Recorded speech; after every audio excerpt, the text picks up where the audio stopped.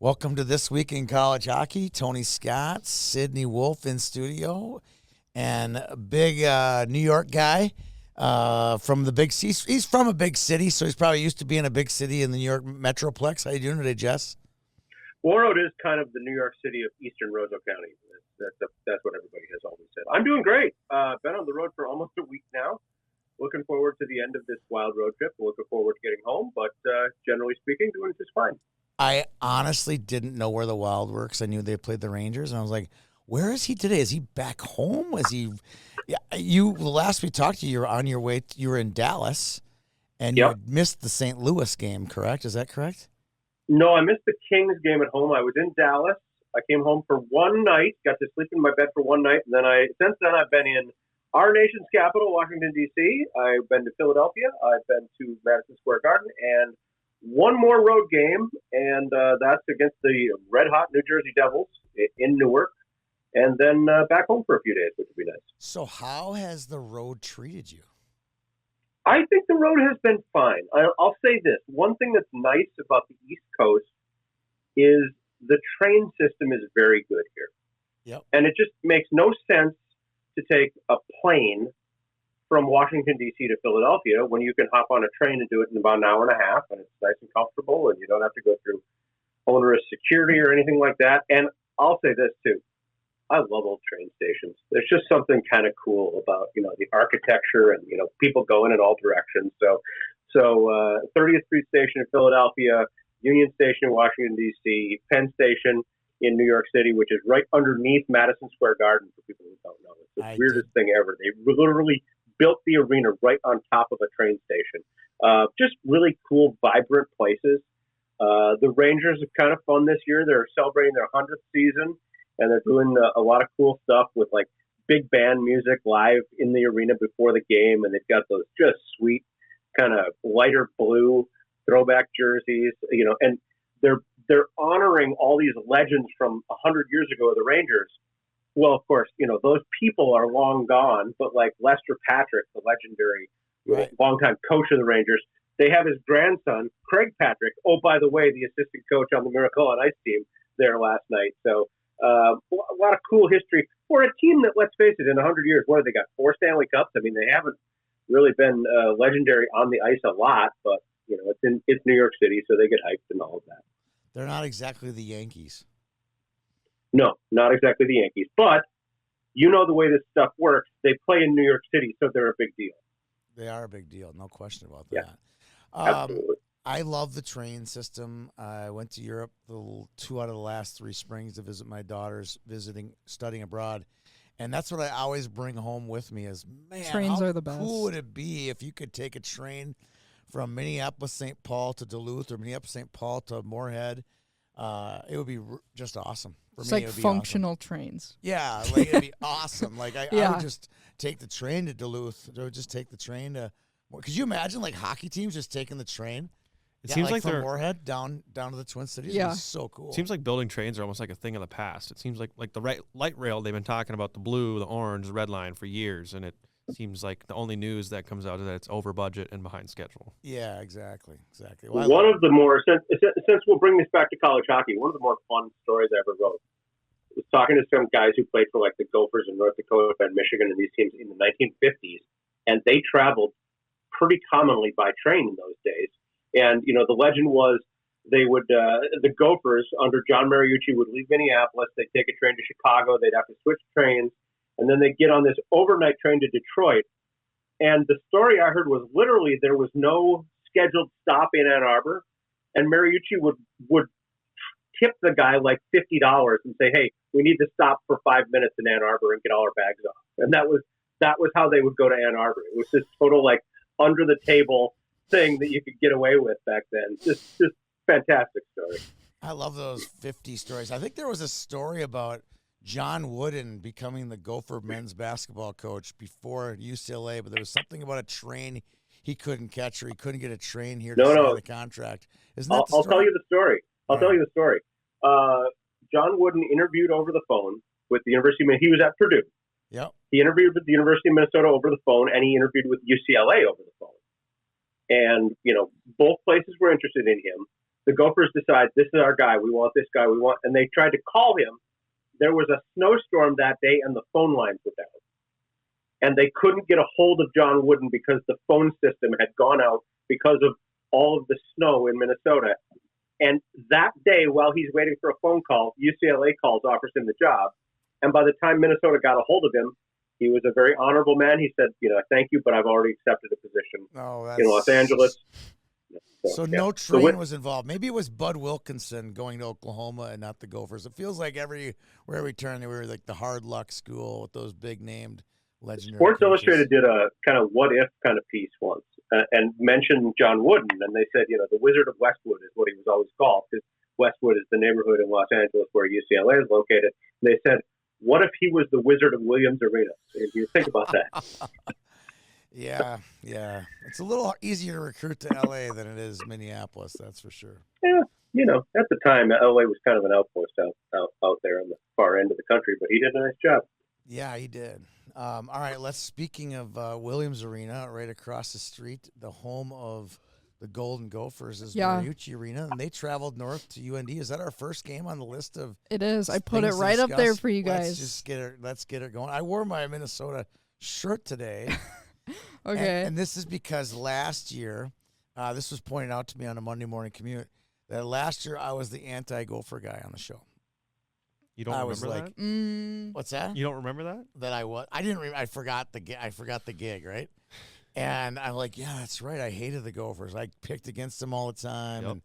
And this year I'm going to be the pro Gopher guy because I don't think they're as good right now. Yeah, I like to be the contrarian, and this year I'm going to be the pro Gopher guy. And from what I've seen of the last 4 games, I like where they're going. I like where Bob is going in his recruiting. He's getting a lot of 3- and 4-year guys, and not a lot of instead 1- of the and 2-year all-star. guys. Yep. Yeah. Fewer. There's going to be more Ludke's and less Oliver Morris on the team. Yeah. And I like that. I like that. I think Bob will like that. So that's my initial. And takeaway.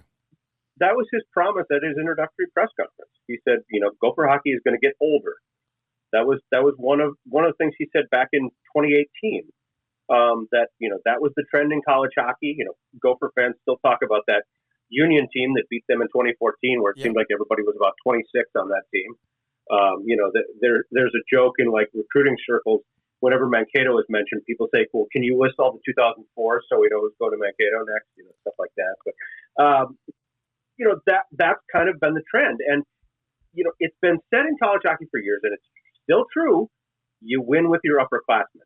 As great as that Gopher team a couple of years ago was, where everybody was either a freshman or a sophomore, all the impact players, you win with upperclassmen, and there's no secret to what he's doing here.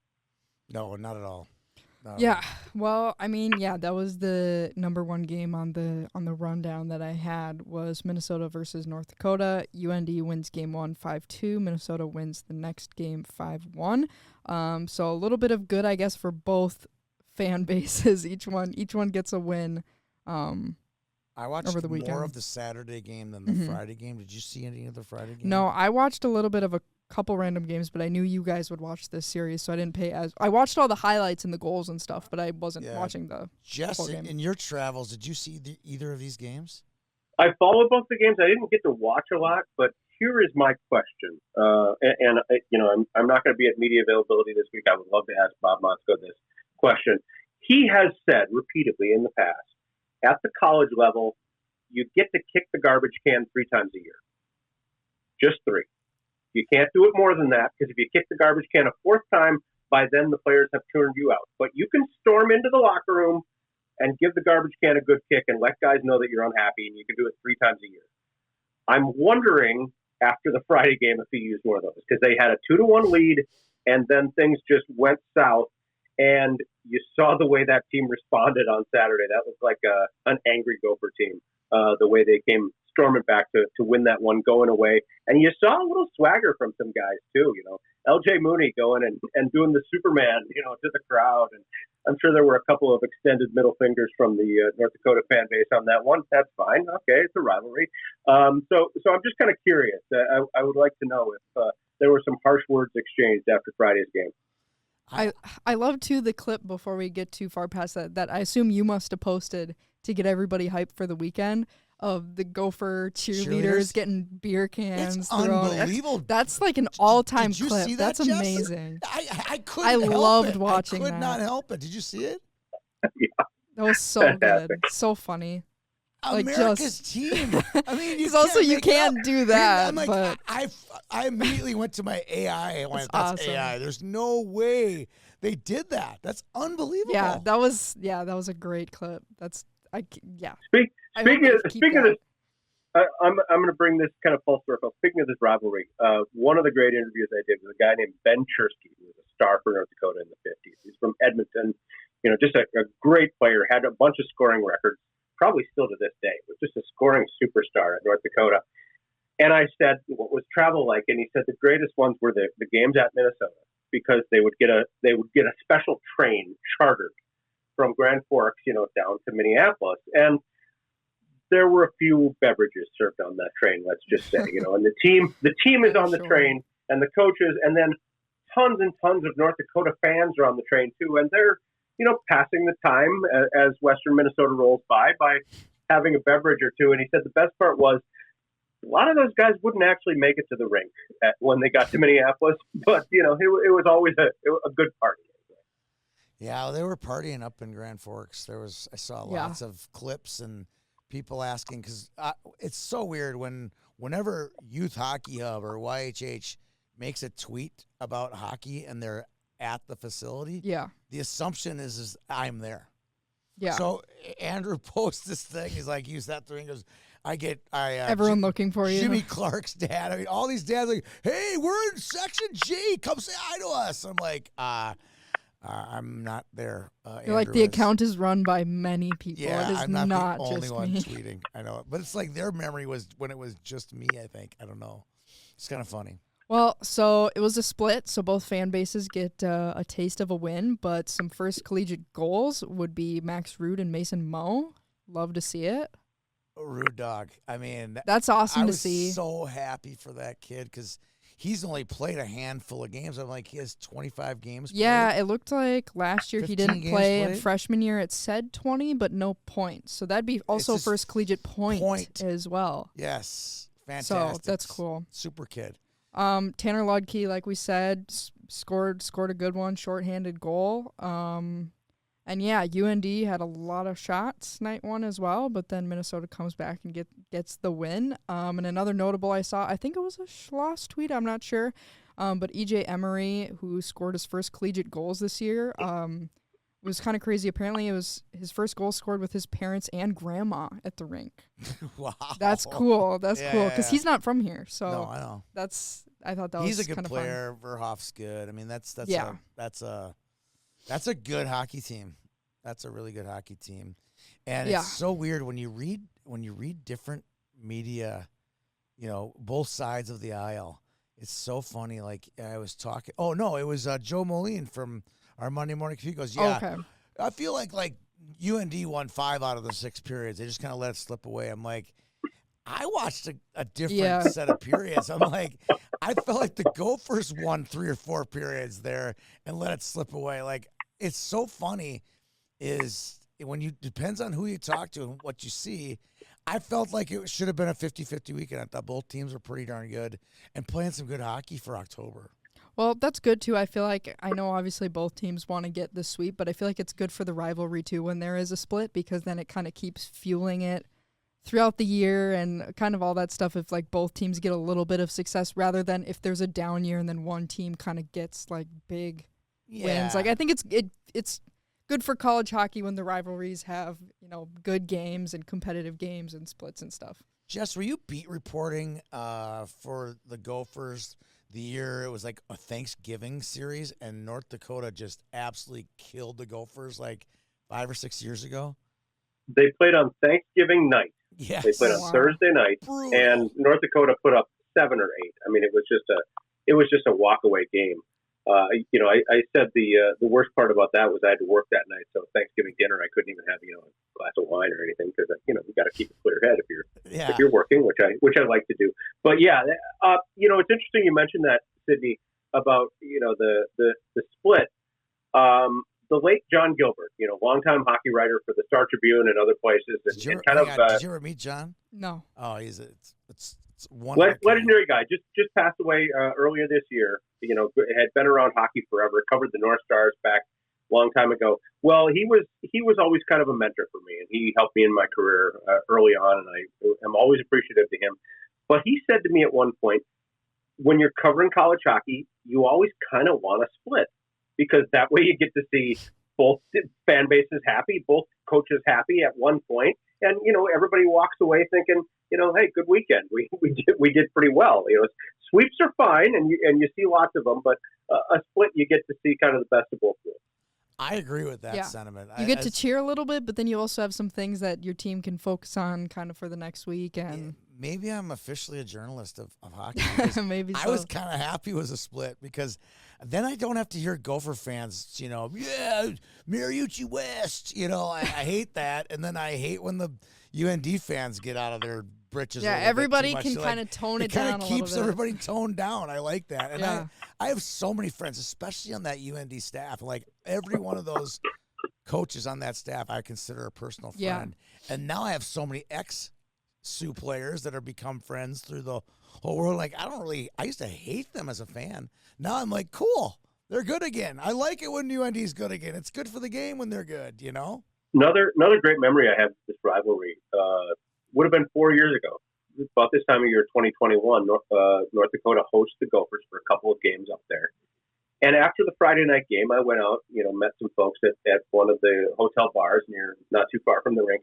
And sitting at the bar that night, and they know each other going back from when their kids played together for the U18 team or whatever, are Jay Faber, Brock Faber's dad, and Jeff Sanderson, Jake Sanderson's dad. Oh, yeah. They're sitting at the bar having a beer and called me over. Right? We talked for a while, real nice conversation. And I remember thinking at that moment, how much flipping money are their kids going to make in the next couple of years? Well, look at it now. Lo and behold, Brock Faber signs that ridiculous, whatever it was, $8.5 million a year contract for the Wild, and Jake Sanderson is becoming one of the better American defensemen, with Ottawa, and has done, everything you could ask of there. So, congratulations to Sanderson and the Faber families on your success on the ice and in the checkbook. Where I thought you were going with that was, I'll finish your story.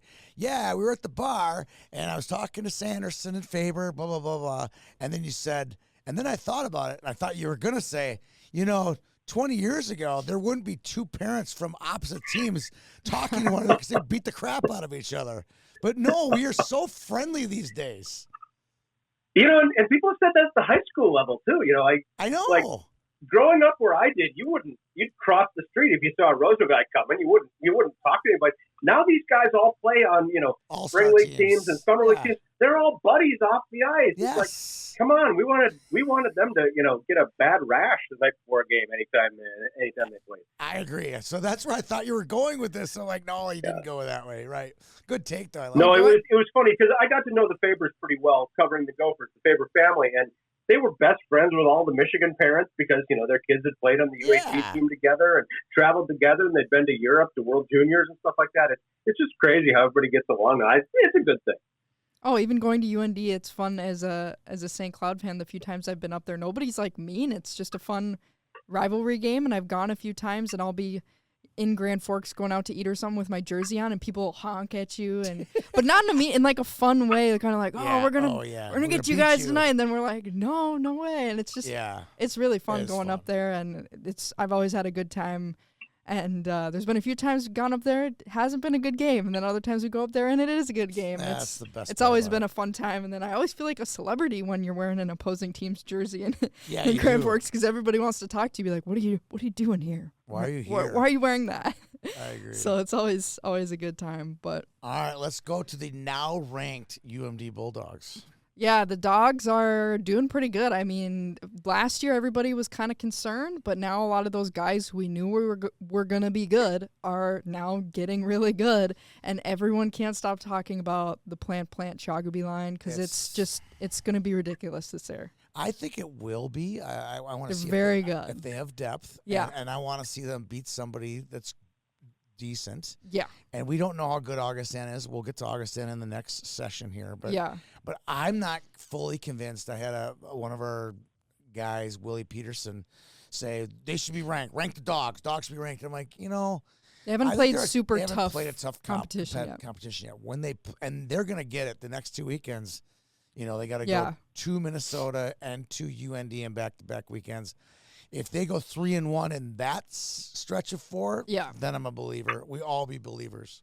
Yeah, I mean, it was kind of a weird weekend looking at the box scores because you see the final scores of 7-3 and 5-1, and you think, like, okay, it wasn't that close.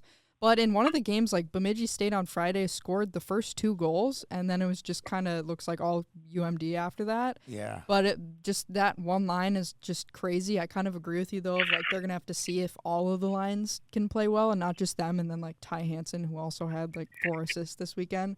Yeah. So they need more than just kind of, like, the one crazy line. They need everybody else to be good, too. But for now, that one line is definitely pretty good. So I'm good buddies with the assistant coaches at UMD, and I was talking to Brant Nicklin, and he's like, that line is going to be really good. Because this was like in September. They were he was calling me about the Prep Elite League kids and stuff, and he goes, yeah, Plant Shagabe is going to be lethal. Yeah. And we kind of knew that, but when you hear from the coach, I was like, wow, they must be really good. Because coaches tend to kind of downplay stuff a little bit, not get too excited.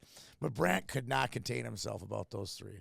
Yeah, so, I mean, that's good wins for them. I know I said last week Bemidji State maybe don't fret too much after the St. Cloud games, but now after these games I'm like, okay, maybe something is up a little bit with Bemidji. I don't know if it's maybe like goaltending still too or kind of just a mix of everything. I don't know their roster super well. No. So I don't know if they're just not gelling because when they played St. Cloud, I didn't think they looked that bad. They just took way too many stupid penalties, so maybe I just didn't get a good read because of that. But I just look at it. They're in the lower half of the WCHA, in the old WCHA, because they've lost to 2 former WCHA opponents.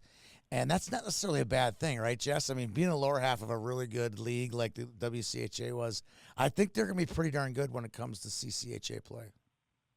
Yeah, and that's one of the things that we heard, ad nauseum when the NCHC started was, somebody's going to have to finish last in that league. And, you see when you put that many good teams together, just what it can mean.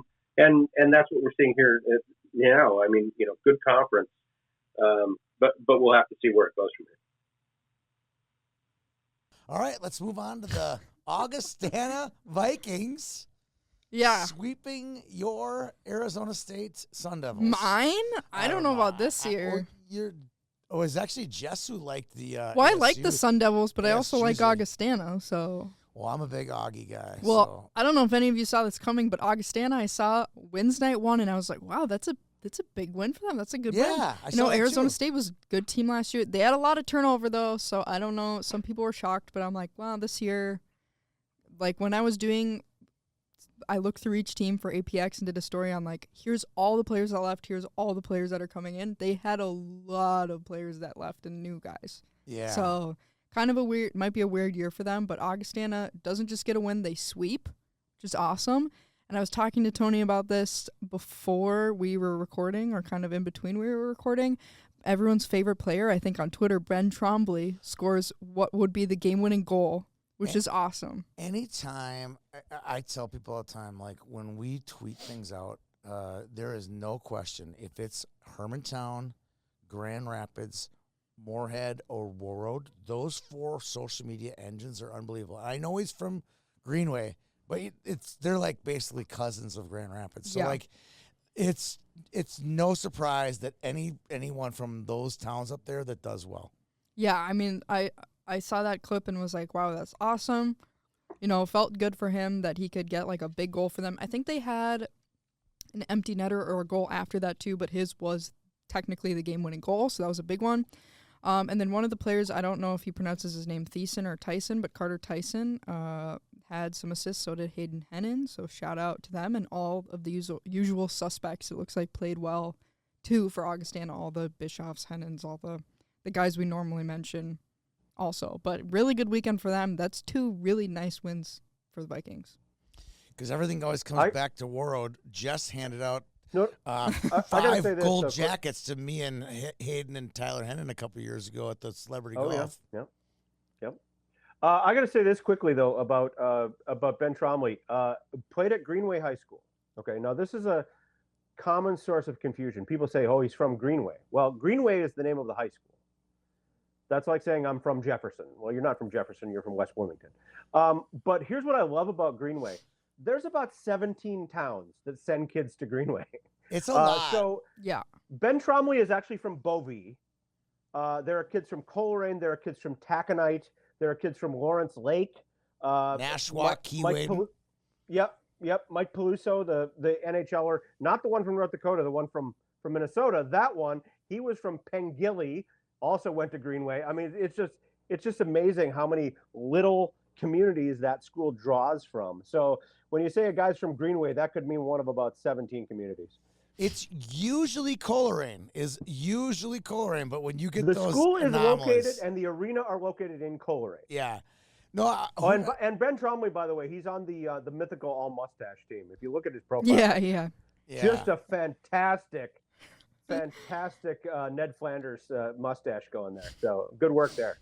It's fantastic. I had a kid. We played a Friday night ice golf match up in Biwabik last week, and we had a move-in kid, Ander Ryla from Coleraine, and he's now playing on Grand Rapids' team. And we were talking about all the other towns, and he goes, "I don't even consider them Greenway." I can't remember which town it was. He goes, "I don't even consider them Greenway," as if to say that there weren't any kids that played hockey from that town, you know.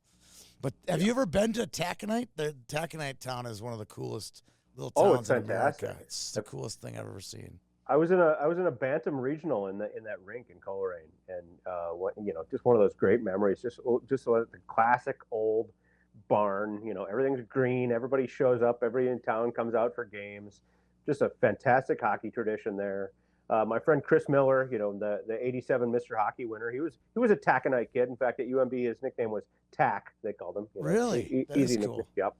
Absolutely. I played against Chris. I'll give you, this is a good Greenway story, rink story. It was my sophomore year. I was playing JV, and we were watching the varsity game afterwards. And it was like the first period, and they said, they came over the loudspeaker and says, anyone with a silver Silverado parked in the parking lot, your lights are on. And like literally 73 people got up and went out to the parking lot. I said, "Welcome to northern Minnesota," Yep. Wow. Good well, stuff. That clip that was posted of his game-winning goal on Twitter, too, I didn't really even notice this, but Joe Moline responded and said, "How about number 13 thinking he scored and selling it?" Because if you watch the clip, the other yes. guy's like, yeah. Did you see this, Jess? And it was hilarious. You got to kind of watch it. So I don't know if he thought he tipped it in or if he was just doing that to throw everyone. I don't know. But he basically, the puck went in and he didn't touch it. I think the puck went in and it was hands. so fast he didn't realize it already went in, or maybe he thought it went off the post and then he scooped it back in and thought maybe he scored. It's awesome. Idea. It's awesome. He was trying to get a goal out of it, I guarantee. If you didn't notice, go back and watch that because I think it went in so quickly that he forgot that happened. Oh, I'm getting a scam call. I'm going to mute that. Oh, yeah, like that. Love that. But that was Augustana, big weekend for them. Kind of a random night, 2 nights between Minnesota State, Mankato, and Wisconsin. They tie both nights and have shootout losses both nights to the Badgers. So Badgers won the shootout? Yeah, both nights, which is very, again, non-conference shootouts, which is kind of funny. Just some quick. I'll say this, before I said how much I like it when teams split. That's the worst way to split. Yeah, I agree with you. Come on. Double ties. I agree. Come on. Double ties is brutal. Yeah. And more brutal, Mariucci for years gets, there's nobody here. There's nobody here. Someone posted a picture I saw of the that. crowd at Wisconsin on Thursday night. And Not it was anyone. literally, the crowd in this podcast room is larger than it was at the Kohl Center that night. Did you see that one, Wes? Jess? Wes. Can I just Wes? feel free to call me Wes. Wes? Wes Myers. Who's Wes? Let me just say, if I can just rant for just a second. Here we go. Okay? In the 1980s, Wisconsin hockey was one of the great programs in college hockey. And They played in the biggest rink in college hockey at the time, 8,600 seats, the Dane County Coliseum. It was sold out every night. Raucous crowd, go Big Red. Just an intimidating place to go. They had a beer garden right in the rink because it was off campus, so you could have a beverage there, which some folks from Wisconsin want to do. Wisconsin hockey was the biggest thing in the state, and here's why. Think about 1985, let's say. The Packers had been crap for about 15 years. The Brewers were okay, but hadn't won anything in a few years. The Bucks were whatever. Badger football was lousy. Badger basketball was lousy. Wisconsin Badger hockey was the one consistently winning team in that state. They won a national championship in 81. They won one in 83. They were and everybody likes winners. So the story was Badger hockey fans aren't great hockey fans, but they're great Badger fans. They want to come out. They want to support a winner. Well, let's flash forward to this year, guys. The Brewers are done. Your football team is lousy. Your basketball team, whatever. They're right in the middle. The Packers are okay. Whatever. Why are you not showing up for Badger hockey at this point in your life? You've got a great arena. You've got a great coach. You've got a great program. What is more interesting to do on a Thursday night in Madison than go watch good college hockey? End of rant. That's a great rant, but I will say Thursday night college hockey sucks. I mean, there's no way about it. Yeah, that's true. It was the a Gophers Thursday, had Friday. the same problem against BC. That's they got two blue bloods out there. That. Friday they did great. Thursday they sucked. I don't get it either. Yeah, Thursdays are weird. I don't get it either. Can I make one comment about the beer garden? Yeah. They had it was the most beautiful thing ever. The beer garden had these, I want to say it was 24-ounce Dixie cups. That's what you would get to the beer garden. And you would have probably one or two Dixie cups before you got into the game. And then after the first period, if you made it to the second or third Dixie cup, it was going to be a long night at the Kohl Center. I'll just say that. It was a wonderful place. And it was in its entire level below the seating area. So it was a gigantic party, the beer garden. It was like nothing you've ever seen before. Well, can I tell, as long as we're telling stories about Dane Wait, County this is College? the story pod today. This is the story pod. No, I mean, I know No, why go I'm ahead. here because of my extensive experience. One of the great things about Dane County Coliseum, the guy who worked the press entrance and the player entrance, a guy named Buzz. I had a nickname on Buzz. He had the Badgers hat on. He had the red sport coat on, tie. Buzz, older guy. I can see him now. Okay, this is what was part of Buzz's shtick. Okay, so I'd get in the car in Duluth. I'd drive to Madison. It's about 6 hours. That's a good poke. You get there, you get to the parking lot. You finally get out of your car after 6 hours. You walk to the door, and Buzz is the guy that's going to let you in or not let you in. Okay, hi, I'm here. I'm with the UMD Statesman. My name's Jess Myers. I'm supposed to be on the press list. Every time. I have nothing here. No, don't have your name. And, and then it's like, well, can you check? Here's who I talked to. Well, hang on a second. And then he'd dig around. Oh, wait, here you go. Here's your press pass. And go. Every time this would happen. And I realized he did it just to see that look of panic on your face. I just drove 6 hours. And I'm not going to get into the game. This is part of Buzz's shtick. Because 2 years later, when I was there, for a pro media outlet, no, don't have anything for you here. Sorry. That is cruel. Yeah, That it was is just part of cruel. it was just part of the fun of going to Dane County Coliseum. Once you got the joke, yeah. Because that has happened to me many times. I show up to a section final. We've sent the letter. We've gotten the thing back, and you show up. Yeah. And it's Nancy sitting there at the desk, and you're like, "Do you have my name? You have this?" Nope, you're not here. I'm like, "Oh my god!" Now I got to go through the whole deal. All the state tournaments. That for me, State the first tournaments year is I was working state tournaments, panic. I didn't know you had to do that for sections, and I showed up. I don't remember where was it? Somewhere for the boys when it was Minneapolis had that year where they went back to state for the first time in many At years. St. Louis Whatever. Park. Yeah, at St. Louis Park. I showed up and they're like, "Are you on the list?" I'm like, knowing I was not on the list because I did not email anyone. And the mom went, just go. Just go. Yeah. Oh gosh, I've gotten that many Thank you. times. And I think I've had that happen at furniture and things too, where a mom Go was ahead. like, "It's just go." especially I you. love that. Like, It's who's awesome. kicking Sydney out? I mean, that Well, would at be the time, really nobody hard. knew me because that was a while ago. But the moms are like, oh, "You're taking pictures. Just go." I have the most go. punchable face ever. They want to kick me out anytime they want to do it. They will. Well, okay, so there was that tangent. Love it. Back Love to it. Wisconsin Mankato. A few highlights. Luigi Benincasa, 2 goals for Mankato throughout the weekend. Charlie Lurie had a goal. Shout out to him. And the shootout winners, both freshmen and both Senators prospects, Blake Montgomery and Bruno Idzan, who's a Croatian in college Yeah, hockey. love it. Love That's that. cool. So big shootout. Well, I guess not big shootout wins because it doesn't Doesn't matter. count. It doesn't matter. You get to cheer at the end, but it That's doesn't about it. do anything.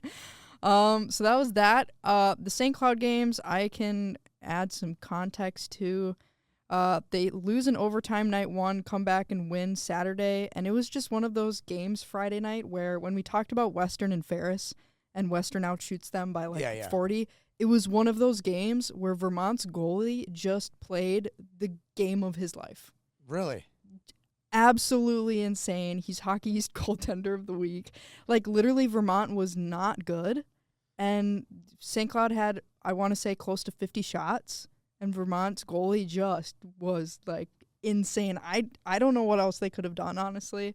The shot officially, I think, was 48-15 on Friday, and Vermont's goalie was just, like, absolutely insane. So I don't know what else you could have done. I listened to Jim Erickson's The Brett Larson Show on the way here, and I think Brett said the grade A chances were 26-6 or something Friday. Yeah, it's a lot. So it was just one of those games where it just stung to lose in overtime because they played so well. I don't know how I felt about all the guys who were out there during 3-on-3 at the end. Oh, line? But, whatever, it's overtime. You still get a percentage of winning if things go to overtime.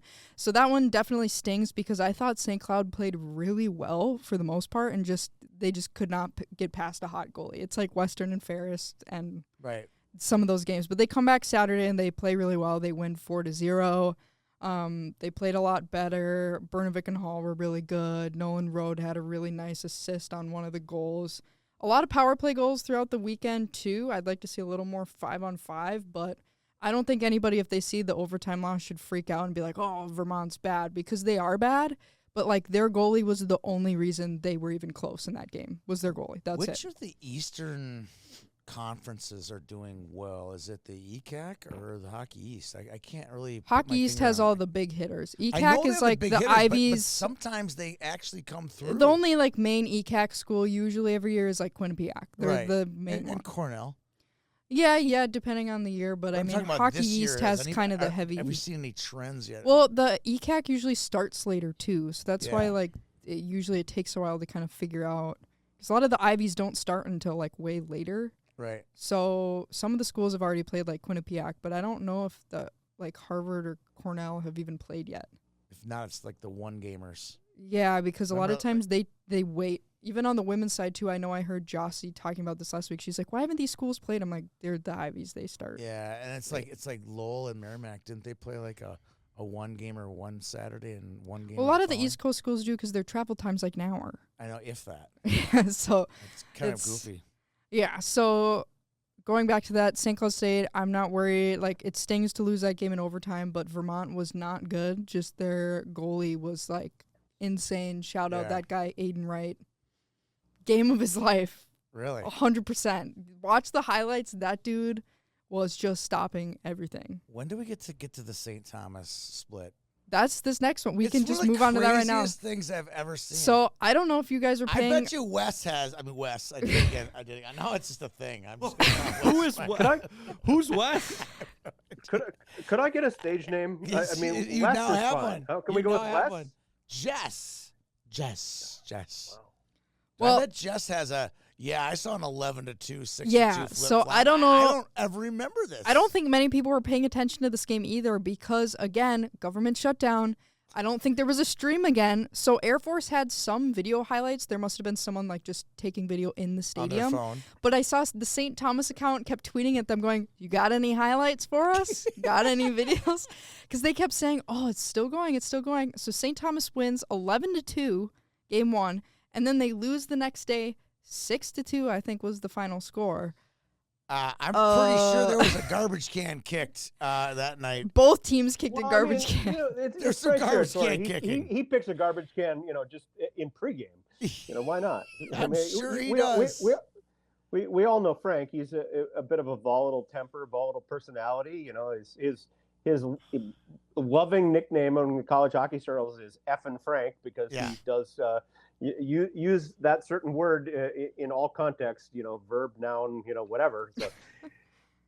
Yeah, I'm sure he got him pretty riled up, and good for Air Force to bounce back. I mean, you got to have your head hanging pretty low, giving up 11 goals, and then to come back, not only play some defense but get your offense in gear. And good for them. Maybe the government shutdown is just tough on the. And maybe maybe it was a look ahead weekend. Look ahead kind of game for St. Thomas because big weekend for them. Their new arena finally opening up. Guaranteed losses. On campus. Guaranteed losses 2 in a row on Friday, right? Bet heavy on Providence on Friday because those teams opening new buildings never seem to do well because they have all the hype and the other team can just show up and play. Yeah, I love that. I'm predicting 0-2 St. Thomas on Friday. Okay, well, we'll get to that in a little bit with the schedule because there's some good games coming up. But with that weekend with St. Thomas, we had a couple first career goals. Josh Giuliani, first 2 career goals. Actually, I think 3. I think he had 3 over the weekend, but 2 Friday. So that was cool. So he scored their transfer, I believe, from Harvard, Alex Gaffney, not a Minnesotan. Such a good player. 2+2 on Friday. And How weird is that? He went to from Harvard to St. Thomas. Yeah. Hopefully he got his degree. Well, I think he was a senior, so he probably was just doing the. Hopefully he got his degree. But and then the guy who I think would be our APX shout-out this week would be Dylan Godbout, who got his first career goal after transferring in from Ohio State. Yep. I wrote about him this summer a little bit, so glad he was super excited to transfer to St. Thomas and just felt like it'd be a really good fit. And I don't know if you saw his goal, too. The Hill Murray account tweeted it. A puck came, I don't know if it ricocheted off the goalie or off the post, and he came in and, baseball batted it out of the air. So it was, a fun one, too. Well, he was a baseball player when he was a young kid. Yeah, so I think it was partially, they were tweeting it because that was interesting because it looked like a baseball goal. So he got that one. Charlie Shane, 3 assists. Air Force played all 3 of its goalies in the loss, so including Clafton and then Toby Hopp, Minnesotan, shout out. And then Saturday, Gaffney, Giuliani score again. And then for Air Force, is it Ren Mork? Morke. And then Jake Peterson both get their first career goals. They had 1+1 each, actually. So shout out to them. Love it. Grand Rapids and Rosemount. Yeah. Whenever I tweet about someone from Rosemount, it gets a lot of likes, too, on Twitter. They might be the a lot of Rosemount media people. darling in the Metro. They love their players there. That's awesome. And Carter Clafton, 25 saves in the win on Saturday. So a lot of Minnesotans on both sides of the ice for that series, which is awesome. And then I just had a couple other notable games, not the Minnesota teams. This was a weird one. Lindenwood splits with Denver. What? Question I didn't mark. even catch that. Yeah, I don't know why. I don't know how, but that's a big win for their new staff. It had to be at Denver. Denver's not Lindenwood's coach, is Keith Fisher, who's an Iron Range guy. Yeah. He's been at Penn State for a long time. St. Cloud State. He's a St. Cloud State guy originally. He's from the Iron Range. I can never remember whether it's Zim or Cherry, 2 great town names, but one of those is his hometown. He got the chance to take over his own program this year, and good for him getting a win against Denver. No, it was in Missouri, it says. So they went to St. Louis, huh? Well, it says in whatever it's called. Maryland Heights, Missouri. Sorry. They win 4-3 Friday and lose 4-0 Saturday, but that's a solid win for their new staff. That's fantastic. Nice. That's fantastic, especially since they lost a lot of their players. I don't think any of for Denver, 2 goals were scored in the loss were Hagen Burrows, so shout out. Yep. Mr. Hockey. And then kind of just looking, no Minnesotan scores for Lindenwood, but there was an assist from Brady Yakish. Yep. So shout out. Vanilled kid. Yeah. That arena complex, by the way, I haven't been there, but people have told me really good things. It's in the suburbs of St. Louis. It's got a couple thousand seats, which is perfect size for Lindenwood, and then it's also the Blues practice facility, and they have a big youth hockey presence there. And then there's also a very active St. Louis Blues alumni chapter. And Really? they all these former Blues players that have settled in that area get together and have events there and play pickup games and sign autographs and stuff. So credit the St. Louis Blues. They've done a really nice job of kind of keeping guys in the area and doing a lot of good kind of alumni stuff I there. like that. I like that. The other big pair of games from this week was Michigan State and BU. And Tony, I know you sent me one of the clips from the overtimes of just the craziness that happened. I gotta that. see. Did you see this overtime finish? BU. It and was Michigan the State? number one play of the day on ESPN Sports Center. It's unbelievable, and still, I have yet to see a camera angle of the goal line. Yeah, and I mean did the see refs an have overhead. to have it. I did see an overhead. It was a good call. It was on the line. Oh, you but not did over get the it. line. Okay, good. So let Yeah. me back up a step here. So Saturday, there's a lot to watch. Gophers are on. Yeah. College football's on. There's a lot to watch, and we were like kind of in a dead period. I'm like, let me go see what else is on here. I'm like, ooh, BU Yeah, it's a and good Michigan one. State. So I'm like, I'll pull it up. Have you seen some of these bad student broadcasts? It was like that. It was Oh, like no. one camera. Actually, I think I it saw was on someone tweet a clip ESPN and they were like, Plus. "Who is calling this game?" It was terrible. I didn't listen It to was it. the but worst. I'm like, this cannot be an ESPN, but that's what they get away with. They charge and they can put a $50 cameraman and a $50 announcer and call that a ESPN Plus broadcast. It was kind of embarrassing. Anyway, it was like 2-0 going into the third period, Yeah. and apparently all hell broke loose in the third period and the overtime. So I missed a good one, and so I wake up the next morning and I'm on my Twitter feed and I got a lot of feeds in there, and one of the feeds was saying, "Oh, it says Coach Pandolfo on the call," and I was like, "What are they talking about?" And sure enough, about Yeah. 20 minutes later in my feed, I see this video that I sent you.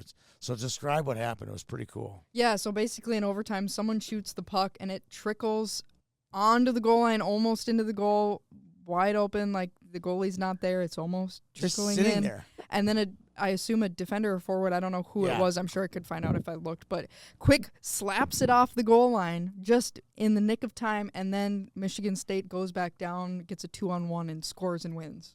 It was like You can literally see it. It's one of those moments where half a second later, it's in the back of the net. Easy. No it was like problem. 4 seconds And it's between on the dangling line. on the line to in the back of nylon or the other way. It was Yeah. so fast, so quick. I'm like, that's why hockey's such a cool sport. One of the worst things is if you were a BU fan, because I'm sure you're standing up, you're like, Oh. it just suck. My friend Yeah. Bernie Corbett, who's the longtime radio voice of BU hockey, and just a fantastic guy. Talked to him a little bit about this series, and man, Michigan State's the real deal. And I said I was reminded a little bit, 22-23 season. The Gophers opened the season at home against Lindenwood. It was the first time Lindenwood had played a real game. Their coach is Rick Zombo, and the first night, Logan Cooley has a hat trick or something like that in his first college hockey game, and the Gophers just kind of run roughshod over Lindenwood. And Rick Zombo's great line, another one of those Blues alumni who lives in the St. Louis area, he said, well, we told our guys before the game that we had to keep an eye on some of their better players, and then the game started and we realized they were all better players. So, that kind of reminded me of where this Michigan State team is right now. They are so solid top to bottom and really kind of showed it this past weekend. Yeah, I like the roster too because they have the stars that you know about. They have the big names and the draft picks, but then they also have a lot of the guys in the depth part of the lineup that are scoring that aren't the huge names that everybody knows. Like the overtime game-winning goal was defender Matt Basgall, Yeah. who's their captain, obviously, but he's not a draft pick. He's not a guy who was like this highly touted junior prospect. He played 3 years of USHL and wasn't like putting up crazy numbers. So they also have guys that are in the lineup that aren't, those superstars that are also producing, which I think is like the best way to have a good college hockey team is you have like the really good stars, you have the depth guys, and you kind of have a mix of like older guys, younger guys, and all of that. It's not just one or the other. So Yeah. they're going to be good. Definitely a team to watch, but that was a crazy series. I watched a little bit. I just wanted to mention briefly, I watched a little bit of the CC Northern Michigan game. Northern Michigan seemed pretty physical and tough to play against, so that's cool. Hopefully they'll kind of get back to winning ways here Yeah, in a last little year bit. was a rough year. They played CC really tough Friday. I watched a large chunk of that game. It went to overtime. Northern Michigan's goalie was really good, but then Ryan Coring, Eden Prairie, coast to coast all by himself for the game winner. Love that. That's the beauty of 3-on-3. You can just take it to the house. If you watch it, it's all him. So that's really cool that he got that. But they played tough. Northern Michigan played tough. So I don't know what to think of that, but I just watched that game randomly because I think it started earlier than some of the other games Friday, so I was just watching it in the background. And then the other notable one I had in here was Long Island gave Penn State a scare. 5-4 overtime on Friday. So everyone likes to joke that their schedule is like just crap teams the first few weeks because they're playing now Stonehill next week. Tough competition. But literally Long Island pushed them to overtime Friday, and they only won 3-rip Saturday, so they weren't looking crazy good. Well, they do have the players. They have the names for sure. We'll just see how they develop. They're going to face, once they get into the Big Ten schedule in a couple weeks, it's going to be an uphill climb from Stonehill and Long Island. Yeah, so that was interesting. It says... I clicked on the box score and nothing showed up on their website, but it says Matt DeMarsico had a hat trick. And then I saw Aiden Fink scores the overtime game winner. I don't know if it was on the game winner or just on a different goal, but somebody clipped a view of one of the players doing like a big celly. It was at home, I think, at Penn State. And they went over to like a small group of Long Island fans to like cheer over there. And they're like, dude, you're playing Long Island at home. Yeah. I don't know if you saw that tweet, but I thought that was hilarious to be like, perfect. Like maybe just win the game first. Just win and act like you've been there before. Yeah, because it was really close. So not great. They're playing Stonehill next week, or this week. We'll see if they can deal with that. I don't know. I'm not sold on Penn State yet. They've had some weird results early. What's on the horizon? What are the big games coming up this week? Yeah, I was going to say quickly, if you look at the, we talked about Michigan State a little bit. If you look at the poll this week, kind of an interesting note, the top 3 teams all from the state of Michigan. Michigan State number 1, defending champ, Western Michigan number 2, and Michigan number 3. We talked about Michigan a little bit. They've finally got a goalie, and they're winning it. They're 6-0 now, I think it is. So, interestingly enough, 3 teams from the same state at the top of the polls. A friend of mine who lives in Michigan did some research for me. Last time this happened, November 2001, the rankings looked like this. Number 1, St. Cloud. Number 2, Mankato. Number 3, Duluth. Number 4 was Michigan, and number 5 was the Gophers. So this time of year, 2001, Minnesota had 4 of the top 5 in the country. But congrats to the state of Michigan. They've got the top 3 in the country right now. Wow. I guess that's not a shock considering the power of Michigan and Michigan State, but Western Michigan has definitely got a stronghold as a top team in the country now. Hampton Siklinski, by the way, defensive player of the week or goalie of the week in the NCHC this week. So, and I noted earlier, Jason Shogby was the offensive player of the week. I don't know what those two have in common, but I'm just throwing that out there. I cannot seem to put together. It's like they're almost related, right? Yeah, that's something. I don't know. You guys can figure it out. Do the math. Well, before we get into upcoming games of the week and summit scores and that type of thing, just briefly, more athletes were added to the Spengler Cup roster, including Minnesotans Danny Nelson and Eric Polkamp. So the roster just quickly is currently 10 guys. 3D, it's Polkamp, Matt Godowski, and Jake Livanovich. And then the forwards are Danny Nelson, Cole Knubel, Charlie Serrato, TJ Hughes, Joey Muldowney, Aiden Fink, and Alex Tracy in goal. So that's the current 10 they've announced. They've kind of done some every week, so we'll see if they do more this week. Yeah, I don't know. Surprised. It seems like they're throwing out three each week, maybe. Yeah, I don't know. We'll see. And then before upcoming games too, I don't know if you guys had any thoughts on Central Scouting. I didn't look super closely at it besides just, working for Elite League, looking at their guys and the Minnesotans and stuff, but I didn't get too many, notes on college guys at all, besides obviously Gavin McKenna and Keaton Verhoff are obviously going to be like the top college guys to look at this year. Right. So I didn't know if you had any notables. I didn't look super closely at all the watch list prospects because there's so many on there. I'm going to maybe ask a dumb question quickly, going back to the Spengler Cup. Yeah. And I hate to interrupt, but the names you read off, were they named to Team USA? Yes. It's called United States Collegiate Selects, I believe is the official. It's like USCS. I'm just going to throw this out there. Aiden Fink from Calgary, which is maybe one of my favorite parts of the USA. Dual citizen. Yeah, I don't interesting. know. Hey, we'll take him. He's a hell of a player, so I'm not complaining. Yeah, let me see if it says that. I have some questions. Let me see. Did it say? Oh, let me look it up on here. What about Livanovich? USCS. Or maybe it just Jake Livanovich. Is he from America? I don't know. I'm Googling It doesn't all this sound stuff. very American. Let me look up. He plays in North Dakota, so the odds are no. Yes, that's why I'm saying that. He Yeah, doesn't play for went there. I America's said it. team. Livanovich is from Gilbert, Arizona.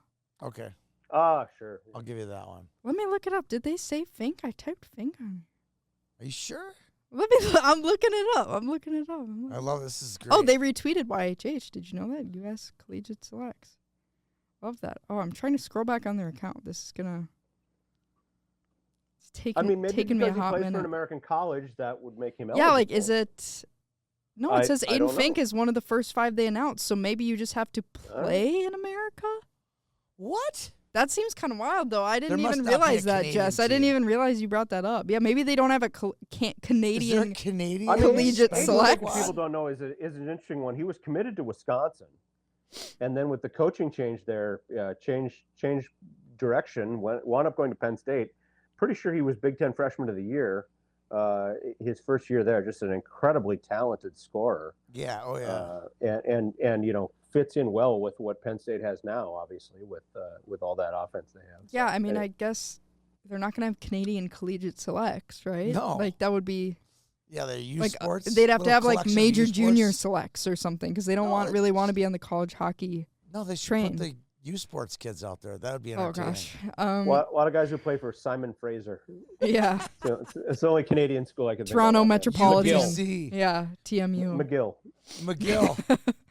Well, so Central Scouting, I don't know if I had many notes on that or if you guys did. I can even just look at the list here. I don't know if I had a ton. I mean, the top guys are the top guys. I don't think there's going to be any crazy surprises. Obviously, Gavin McKenna, like we said, is one of the top, and Keaton Verhoff. They're the only, I believe, guys currently in college who were the A-list prospects. They just rate it by, like, letters, so it's A, B, C, and then, like, W. So you never know with these lists because sometimes guys are on there and then they fall off. It so changes so much Yeah. from November to April. It's crazy how much it changes. And there is absolutely very little data on these players from September 1st to November 1st. I don't put much credence into the first 2 months of the scouting season for this at this point. I mean, some other notable college guys would be Lincoln Keene for Arizona State. He's close to a Minnesotan, I guess. Oh, kinda. yeah. Keener's a good kid. He was a West Fargo Yeah. kid, and I think he went to North Star before he went to the NTDP. And he's listed as a B prospect, so that's pretty high. Who we mentioned last week, Ilya Morozov of Miami, listed as a B prospect as well. I think he could be pretty high because he's also huge. He's like 6'3", 200 pounds. So right. that's pretty big. I'm just scanning the list for any NCAA here. I'm trying to open my eyes because it's really small text on here. Oh, yeah. It's hard I'm to like read. trying to open my eyes. Peter further. does the article every time it comes out, and he's like, Tony, I miss one every time. It said It's Jimmy not Egan supportable. CC, by the way. What do you mean? He's Arizona State. Is he? Yeah. He switched. Yeah. You're the once they make a second commitment, I'm kind of lost interest. I forgot about that. Oh, yeah. Sometimes when people He's flip. playing the dub too. Isn't he like Brandon? Maybe. Yeah, I think it's Brandon Wheat Kings. Yeah. Yeah. Love it. Love it. Yeah, I'm not seeing a ton of other people in here besides UMass Landon Nyes. He's a defender, listed as a C prospect, so that's another, but really not a ton of guys currently in college because obviously most of the college guys are older than Then the draft year. the Yep. draft year, so definitely not a ton of guys since you'd have to be like 17, 18, and a lot of college guys are not that. And you guys obviously will talk about all the other high school guys Later. on in other shows. And then the other one, Cam Hendrickson, has been mentioned a lot in the past at on other UConn, right? lists, and he's currently at UConn. Yeah, so he'd be technically a collegiate guy, listed as a W or watch list prospect. But I think that's all the college guys that I could see with my eyeballs on my small screen. Well, nice job there. Nice job. Summit scores and then upcoming games. I don't know if you guys had any other Summit scores you wanted to mention besides the ones we already listed. A few that we don't normally see that I can just rattle off. I love those. First career goals, also Conrad Fondrick for BU, first career Saw that goal. one. Yep. And that was a big one. I think that tied the game to send it to overtime, so that was a big one. Dylan Cook Bentley, shout out Princeton, Minnesota. Oh my gosh. Cookie. Love it. Love it. Was he at UMass Lowell? He's at Bentley now. I Yeah, think he played. He I don't was think at UMass Lowell. maybe he got a red shirt. I don't know if he actually played Yeah. in a game last year, but at I love Bentley, that. and you're best friends with Bentley now. Pretty much. You know Bentley now. And are pretty much best friends. Yeah. We text. Other guys we didn't mention yet. Owen Baumgartner, love it. Yep. For Augustana. Kid. Nick Pierre for Merrimack. Max Nagel, Colgate. He had a big weekend. Jake Schneider, Colgate. We mentioned two for Hagen Burroughs, Jake Brasini, Casey Leyland and Luke Leyland. So double for them. Isaiah Norland again. Joey Pierce for Minnesota Duluth. We're going to mention Bennett Shimmick all the time, so that's not surprising. No. Jake Sondrell's first of the year for BC. Yeah, Another for Connor Smith of Union. And Nick Williams for St. Thomas. He was at Michigan Tech, I believe. And a Gopher commit originally out of Edina. Nice. Well, so those are kind of the ones that aren't the people we mention all the time. And then upcoming games, I'm sure you guys will have, you can pick some that you think you'll be watching or will be notable. Just rattling them off. UMD at Minnesota. That's a big one. Like we said, the Tommies open up their new arena against Providence, who's a ranked team, so not an easy opponent I'll be for there. opening up the arena. Augustana's at Bemidji State. That's two teams we will be following. Minnesota State plays RPI. That'll be interesting. St. Cloud plays Alaska Anchorage at the Herb. Yep. So they're coming down. North Dakota goes to Clarkson. This is a big one. Home and home. Western Michigan plays Michigan. That's a big one. That'll be very telling. Another big one. Denver plays Boston College one night, then plays Northeastern also that weekend. So they're kind of doing a East Coast trip. I like that. And another ranked matchup would be UConn at BU, home and home. Ranked teams. It's probably would be BU, but ranked teams. So I don't know if there's any in there you guys are specifically going to be watching or any you think are sounding interesting in particular. Friday, I am going to watch the Lee and Penny building open up. I'm going to watch the women's St. Thomas Providence game, and then I'm going to jet over and watch the UMD Minnesota game. So it's going to be a college hockey afternoon, evening for me. Ryan's going to be shooting both of the St. Thomas Providence games, so we'll be in full force over on the campus of University of St. Thomas. I'm going to see the UMD Minnesota game on Friday as well, and I'll keep an eye on everything on Saturday. So I'll kind of keep an eye on everything. Yeah, Jess, how about you? Any games sounding interesting this week or anything you will be interested to see what happens results-wise? Well, my history covering the Gophers and being a UMD grad, obviously that's a special rivalry when the Bulldogs and the Gophers get together. I do like the fact that, for a lot of years this was a home and home, and they went away from that. Last year it was 2 games up in Duluth. This year it's 2 games up in Minneapolis. And talking to the coaches, the fans kind of wanted that. If you live in Duluth, it's kind of a fun deal to go down to the cities for a weekend, take in a couple games. Same deal, a lot of Gopher fans love making that Duluth trip, especially in the fall when you get the fall colors and things like that. I did it last year, went up to Gooseberry Falls. It happened to be MEA weekend. That was a mistake because all of Minnesota was at Gooseberry Falls that day. So good luck trying to find a place to park or, anything like that. But no, so I like the fact that they play, both games in one location. The home and home idea is fun, but it's kind of fun, for the people who run restaurants and book hotel rooms to have fans coming to town too. We went, Debbie and I went up there about 3 years ago, but we left, she took a day early and we went up there Tuesday and Wednesday, came home Thursday, and now all the MEA traffic is coming up 35. Oh, gosh. It was you talk about trains. It was like a 600 car train from Forest Lake to Duluth. It was unbelievable. Debbie and I were like, Yeah. oh, we missed that one by 24 hours. It would have been pure hell up there. I'll say on this this East Coast road trip I've been on with the Wild, seen a lot of Wild fans in Washington, D.C., seen some in Philadelphia, and then a lot in New York City because, again, MEA, good time. Hey, let's take the kids. Let's go to Washington, D.C. Sadly, government shutdown again. The Smithsonian museums were all shut down, which is too bad for people who made the trip out there. Yeah, but there'd be a lot of stuff shut down. Yeah. And, a lot of the and attractions. what's funny, too, having raised kids like you did, Tony, the neighboring states have caught on to MEA. It used to be a great bargain to go to like Wisconsin Dells over MEA, and then all of a sudden, all the Dells hotels figured out, oh, wait a minute, we got all these Minnesotans coming to town. We got to rack up the prices a little bit. Oh, so, yeah. Oh, it was bad. It was bad. Oh, yeah. Yeah, the weekend trips are awesome. I feel like I did so many with St. Cloud, and I just heard, too, because I was listening, again, like I said, to the Brett Larson show on the way here. Shout out Jim Erickson and that.